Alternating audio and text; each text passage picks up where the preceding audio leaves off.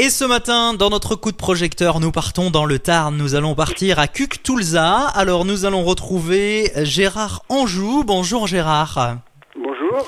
On vous connaît sous le nom de sculpteur Pétrus. C'est votre nom de scène, j'ai envie de dire.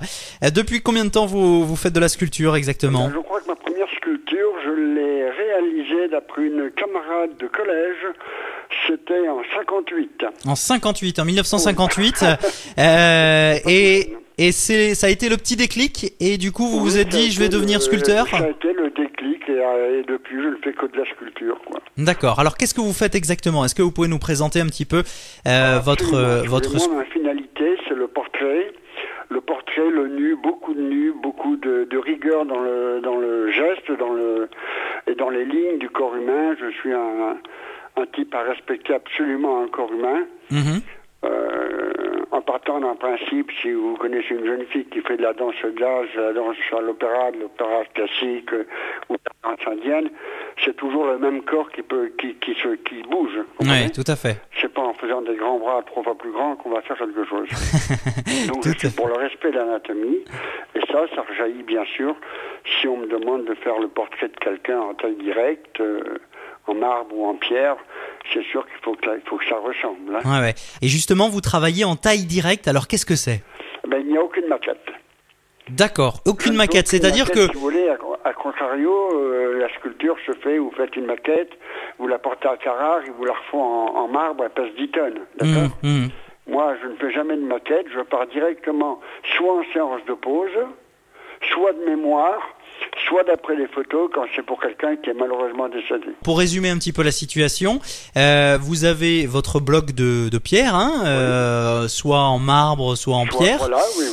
Et après, vous travaillez dedans pour créer donc des bustes ou des statues, voilà. Tout simplement. Soit un portrait, soit une statue, soit une statue que j'ai envie de faire, si vous voulez. Bien sûr. Bon, D'accord. Dans mon atelier, il y en a une 70-80 qui se promènent.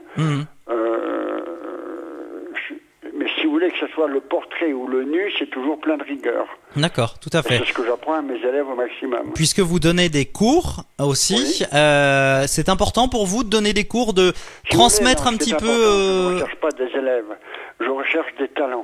D'accord. Je recherche des jeunes qui ont envie de se défoncer.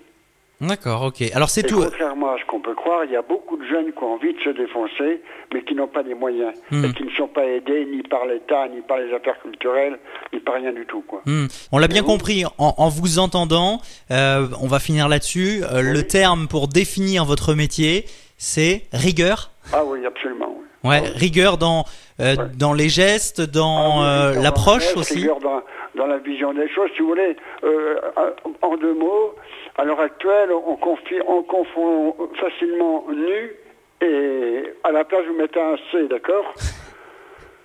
À la place du N. D'accord. Voyez-vous ce que je veux dire ? Oui, tout à fait. Un nu, c'est autre chose. C'est toute une dimension qui n'appartient pas forcément à... Voilà, ce qu'on voit de trop et de trop et de trop. D'accord, ok. Alors, si on veut avoir plus d'informations, bien sûr, sur ce que vous faites, si les gens sont intéressés par vos cours, bien événemment. Oui. Alors, sculpteur... Il y a le site, voilà. www.sculpteurpetrus. Voilà, www.sculpteur-petrus.com. Voilà, Sculpture Pétrus, donc c'est votre nom de scène. On va donner le numéro de téléphone. Oui, depuis 1960. Le 05 63 82 04 89 05 63 82 04 89. Merci beaucoup en tout cas. Et bonjour à vos auditeurs. Il n'y a pas de problème. Merci beaucoup. Merci. Au revoir.